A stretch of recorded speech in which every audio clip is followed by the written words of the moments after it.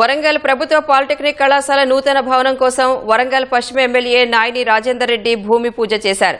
నూతన కళాశాల భవనం కోసం 28 కోట్ల రూపాయలను కేటాయించగా మొత్తం 3 అంతస్తుల్లో 18 తరగతి గదులు, మరో 18 ల్యాబ్లతో పాటు 2 క్యాంటీన్లు, ఒక సెమినార్ హాల్ ఉంటుందని ఎమ్మెల్యే నాయని రాజేందర్ రెడ్డి వివరించారు.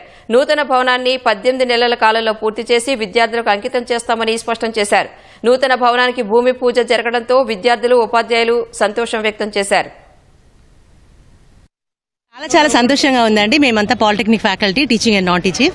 పిల్లలు చాలా ఇళ్ల నుంచి చాలా ఇబ్బంది పడుతున్నారు. ఎంతో పేరు ప్రఖ్యాతి కాంచిన ఎంతో మంది మంచి మంచి ఇంజనీర్లను తయారు చేసిన మా కళాశాల ఇలా అరకొర వసతులతో చాలా ఇబ్బంది పడుతున్న తరుణంలో మాకు 28 కోట్లు శాంక్షన్ అవ్వడం, నూతన భవనానికి ఈ రోజు భూమి పూజ జరగడం చాలా సంతోషంగా ఫీల్ అవుతున్నాము. చాలా చెప్పలేని ఆనందం అన్నమాట.